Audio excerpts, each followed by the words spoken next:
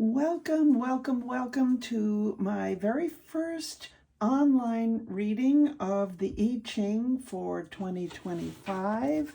This is the book I'm talking about. I don't know if you can see it. Maybe I should hold it this way.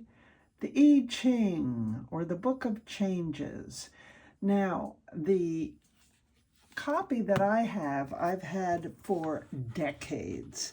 It's the Wilhelm translation, and it was probably published in the 1940s. I don't know. It's really old. And Carl Jung wrote the introduction, and he explains why it works and how it works. But I'm not going to go into that now, because if you're interested, you should get a copy of the book. I'm sure you can buy it on Amazon. There are lots of different versions of this book, but I love this one. I guess maybe because I've been using it for decades. It's my favorite one.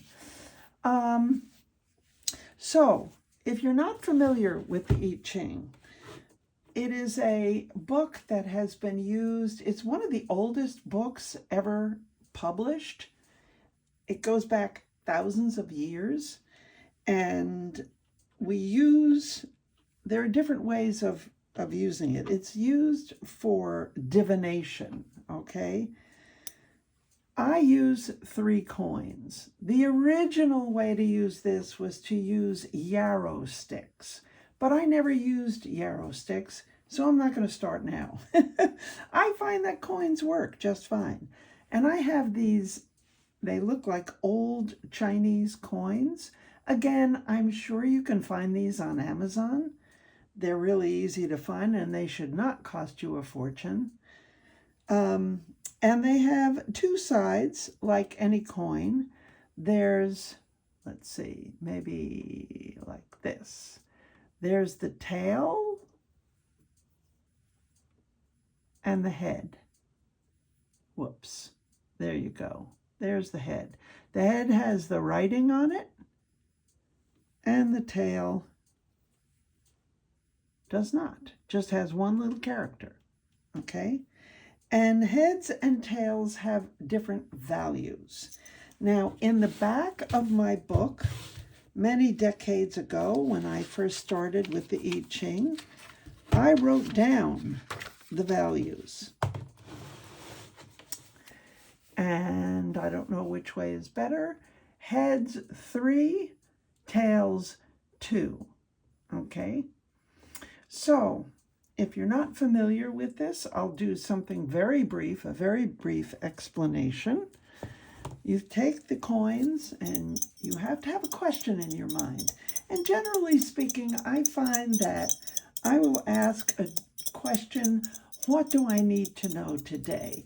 If there's nothing really pressing, like some important event or some important decision that you have to make, I would recommend just asking, what do I need to know today? The first time I threw the I Ching was many decades ago when I was considering moving from New York City to New Mexico. And I threw the Ching and I asked, is this the right move? I got the only hexagram out of 64 hexagrams in this book, the only one that starts out with the sentence, the Southwest furthers. Now, throughout the I Ching, the Southwest always furthers, but it doesn't come as the first line. This time it came as the first line. So I became impressed right away.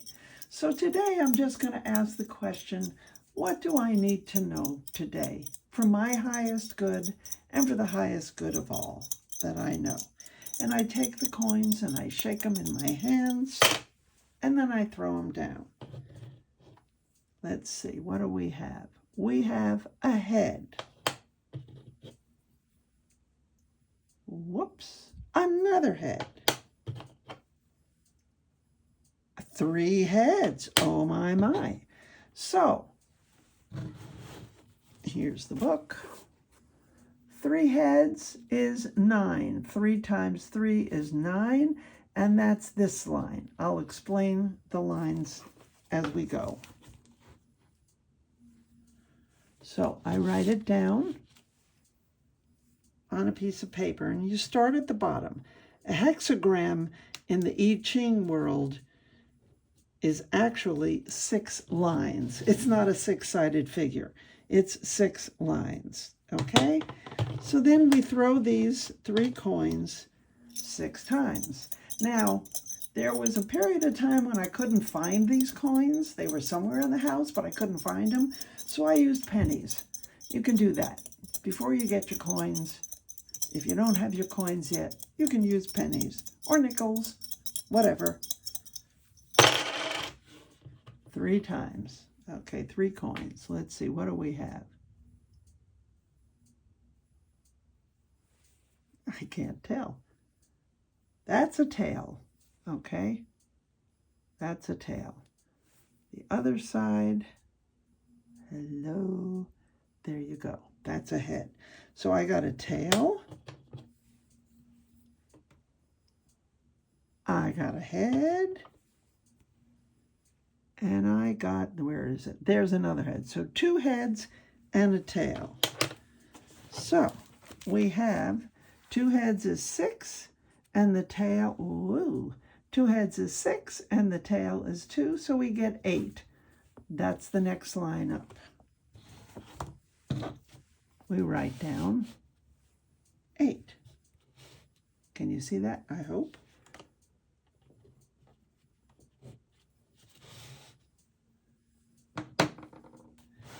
Next line.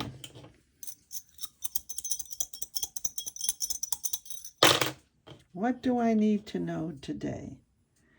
This is a head.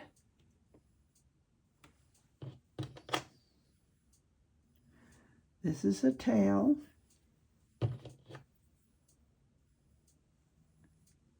And this is a head. 2 heads and a tail. Once again, an 8. Write down an 8. And we do this 6 times until we have 6 lines. What do I need to know today? Okay, this is a tail. This is a tail. And this is a tail. There you go, another tail. So 3 tails, that's a 6. As you can see in the book, a 6 is a broken line with an X in the middle. The 9 is a solid line with an X in the middle. Okay, so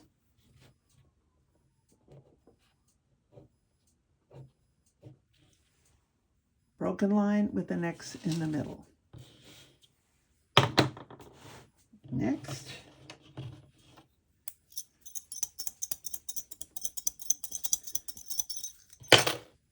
All right.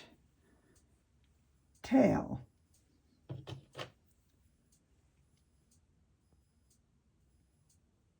That's actually a tail.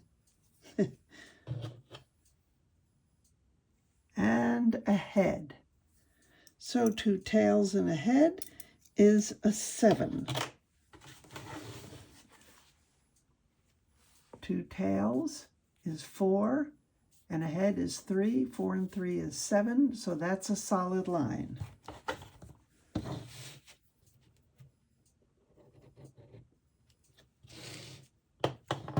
And for our final number,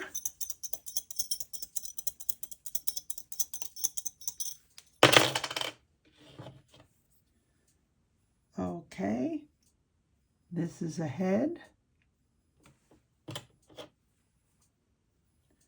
This is a head.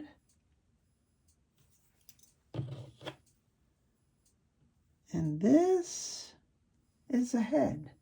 3 heads. I see. So we start and end with the same.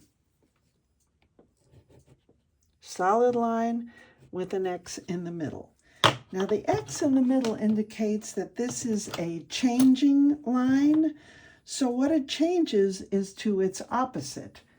This is a ancient Chinese system. We're talking about yin and yang here. So this line, which is solid, turns into a broken line. The others that don't have X's, they stay the same.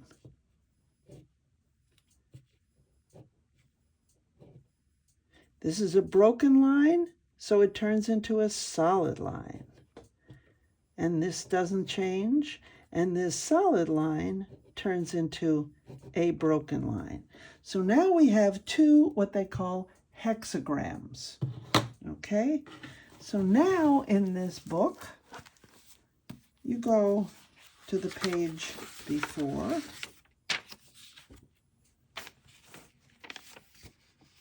and there's this diagram. You can find this diagram online, okay? You don't need to have the book for the diagram, but the book gives you the explanation of what it all means, okay? So then you have the upper trigrams over here and the lower trigrams here. So you look at the bottom three lines. You've got a solid line, a broken line, and a broken line. So then you go here and you look for a solid line, a broken line, and a broken line, and that's chin. Okay? On the upper trigram, you have starts out as a broken line, a solid line, a solid line. So then you look through here and you look for a broken line, a solid line, and a solid line for the upper trigram. That's sun. So you meet chen here with sun here, and you come up with hexagram number 42. So I write that down, 42. But it changes. And it changes into a hexagram that has three broken lines on the bottom. That would be, hope you can see this, kun. And then on the top, two solid lines and a broken line. So you look for, let's see, I hope that's okay. So you look for two solid lines and a broken line, and that's tui. So you look for, where is it?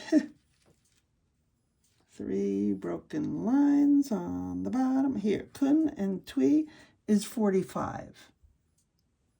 Okay, so 42 turns into 45. Now the fun begins. You look in the beginning part of this, and you try to find hexagram number 42. This is 43. We go to 42, and it says increase. Okay? Now, I'm not going to worry about whether you can see everything it says, but increase. The idea of increase is expressed in the fact that the strong lowest line of the upper trigram has sunk down and taken its place under the lower trigram. This conception also expresses the fundamental idea on which the Book of Changes is based. To rule truly is to serve. A sacrifice of the higher element that produces an increase of the lower is called an out-and-out increase. It indicates the spirit that alone has power to help the world. So that's how it begins. Then the judgment. You read the judgment. Increase. It furthers one to undertake something. It furthers one to cross the great water. It often furthers one to cross the great water in the I Ching. Sometimes it does not, but it often does. Sacrifice on the part of those above for the increase of those below fills the people with a sense of joy and gratitude that is extremely valuable for the flowering of the Commonwealth. And you can read on. And when people are thus devoted to their leaders, undertakings are possible and even difficult, and dangerous enterprises will succeed. Now, obviously, I'm not a leader of the people in general, but I am a leader of myself. So I can read this in personal terms. If you are thinking in terms of friendships or other relationships, you can read it that way. Then we move on to the image. Wind and thunder, the image of increase. Thus the superior man, if he sees good, he imitates it. If he has faults, he rids himself of them. I think this is what the I Ching is talking about. Look to those who you honor in terms of their morals, ethics, values, and how they behave in this world, and try to emulate that kind of behavior and recognize where you don't beat yourself up about it, but do something about trying to find a way to rid yourself of where you fall short. I hate the word fault, so I don't use it. While observing how thunder and wind increase and strengthen each other, a man can note the way to self-increase and self-improvement. When he discovers good in others, he should imitate it and thus make everything on earth his own. If he perceives something bad in himself, let him rid himself of it. In this way, he becomes free of evil. This ethical change represents the most important increase of personality. So this is an interesting beginning of the year reading.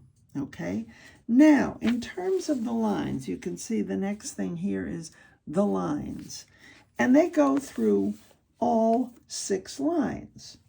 However, we only read the lines where there are changing lines. So we read the first line in the beginning, we read the 4th line, and we read the line at the top.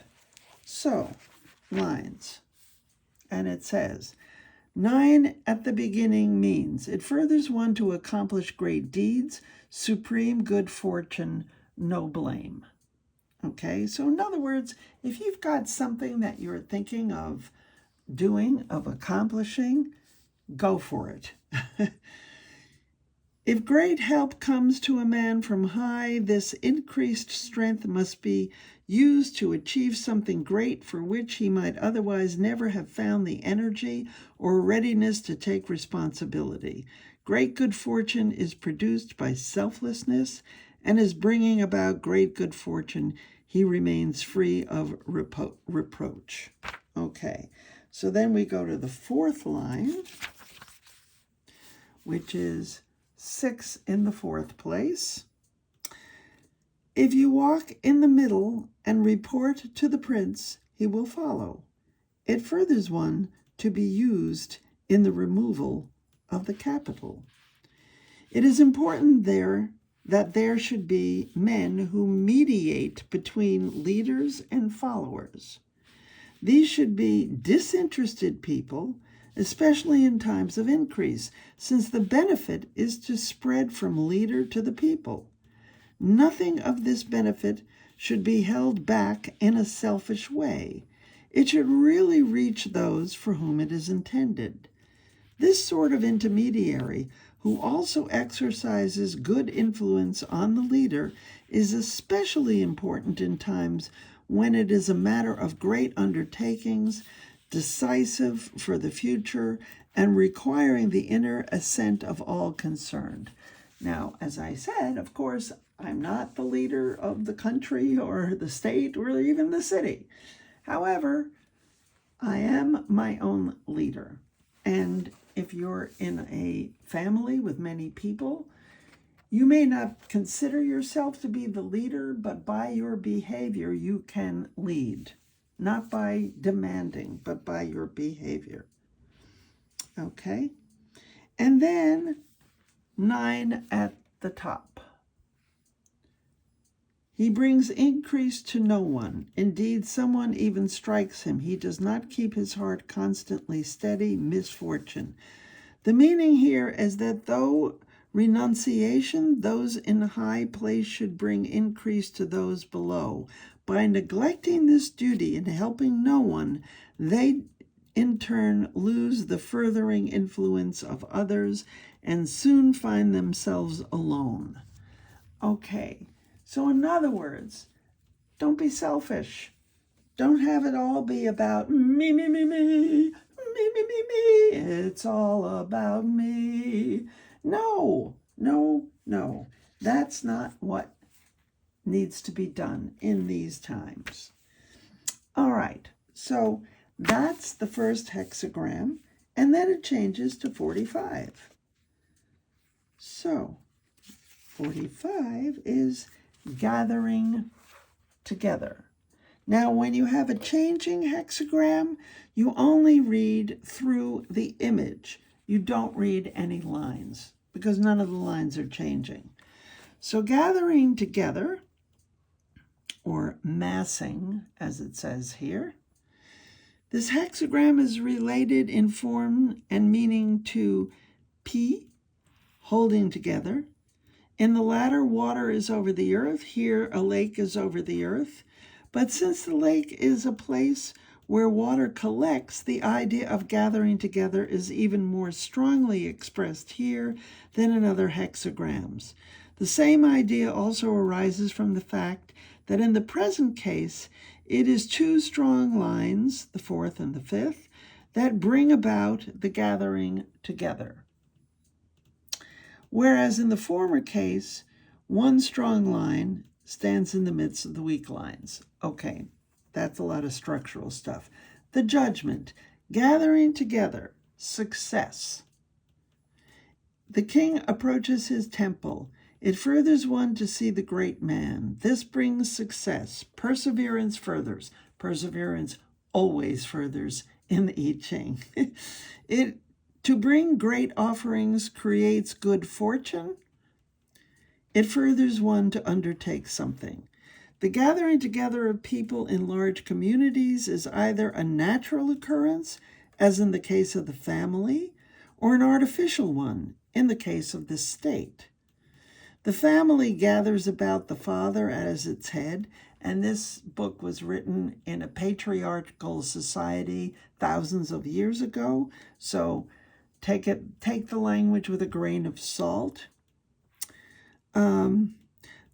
The perpetuation of this gathering in groups is achieved through the sacrifice to the ancestors, at which the whole clan is gathered together. Through the collective piety of the living members of the family, the ancestors